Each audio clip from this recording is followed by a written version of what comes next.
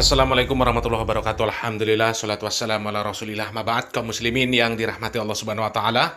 Kita kembali membahas Al-Zaitun kaum muslimin. Kali ini beredar video Ustadz Atian Ali yang menceritakan tentang perhatian Kementerian Agama Malaysia terhadap pemahaman agama rakyatnya.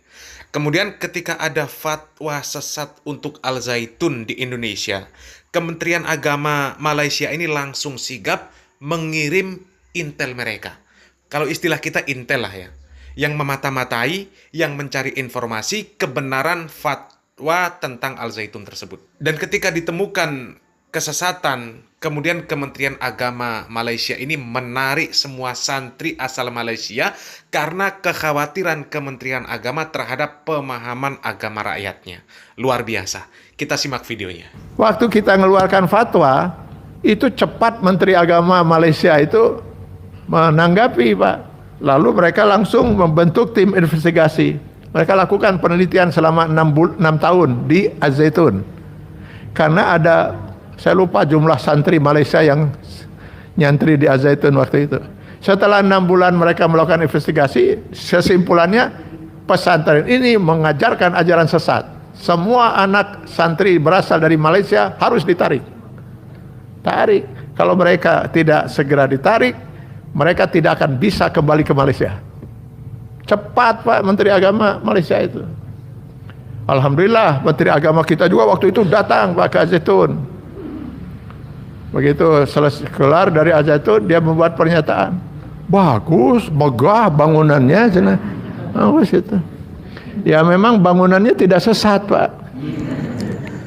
Luar biasa kaum muslimin. Kementerian Agama Malaysia sangat perhatian terhadap pemahaman agama masyarakatnya, terutama para santri. Karena memang masa depan Islam itu ada di generasi muda. Masa depan Islam itu ada pada para penuntut ilmu, para santri. Kalau para santri pemahaman agamanya rusak, maka alamat Islam ini nantinya akan jadi rusak. Makanya Kementerian Agama Malaysia itu begitu sigap mengantisipasi kerusakan agama di Malaysia. Karena memang mereka paham, kalau agama rusak maka tatanan kehidupan di Malaysia itu akan rusak. Rasulullah SAW mengatakan, Rasul amri al-Islam, wa amuduhu as-sholah, wa dirwatus samanihi al-jihadu fi sabilillah. Pokok dari segala urusan itu ada pada agama Islam. Tiangnya adalah sholat. Dan puncaknya adalah jihad di jalan Allah. Kalau pemahaman Islamnya rusak, sholatnya rusak seperti di Al-Zaitun, ya mana mungkin akan ada jihad. Islam mau diinjak-injak, dilecehkan dengan model apapun, ya akan diam. Semisal ketika Al-Quran dibakar, ya paling cuma bisa diam. Atau minimal cuma bisa mengatakan Al-Quran tidak akan menjadi hina karena diinjak-injak. Al-Quran dibakar juga tidak apa-apa. Al-Quran tidak akan menjadi hina karena dibakar. Tapi kalau foto tokohnya yang dibakar, foto Gus Dur dibakar, foto Hasyim Asy'ari dibakar, ya langsung mencak-mencak. Dan memang begitu kalau pemahaman agamanya rusak. Seharusnya Kementerian Agama di Indonesia ini mencontoh Malaysia yang begitu sigap. Ya, kita salutlah dengan Kementerian Agama Malaysia.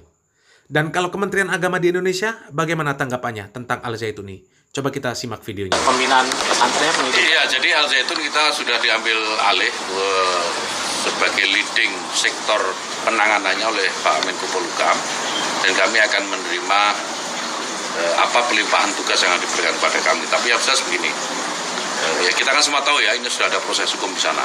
Dan nanti kalau memang akan terkait dengan pesantren, yang paling penting dalam pandangan Kementerian Agama adalah hak santri dan siswa yang ada di sana untuk tetap belajar. Itu yang akan kita jaga. Nah, selebihnya kebijakan lainnya itu di luar Kementerian Agama. Kementerian Agama akan konsen pada hak santri dan siswa yang ada di dalam Al-Zaitun untuk bisa tetap memiliki hak untuk bisa belajar. Sekilas kita dengar penjelasan Menteri Agama itu sangat bijak kaum muslimin. Dengan polemik yang terjadi di Al-Zaitun, Kementerian Agama tetap konsen untuk memberikan hak santri yang ada di Al-Zaitun untuk tetap belajar. Padahal secara tidak langsung, Kementerian Agama ini sudah membiarkan para santri tetap dijejali dengan pemahaman-pemahaman agama yang sesat. tetap dididik dengan cara-cara ibadah yang sesat, yang tidak menurut aturan syariat Islam yang benar. Jadi secara tidak langsung Kementerian Agama ini membiarkan para santri disesatkan dengan pemahaman-pemahaman agama ala Al-Zaitun. Cobalah simak, apakah normal kalau yang seperti di video ini terjadi di pondok pesantren, di tempat yang dikatakan itu adalah tempat pendidikan agama? Pak Kementerian Agama mikir nggak sampai di sini?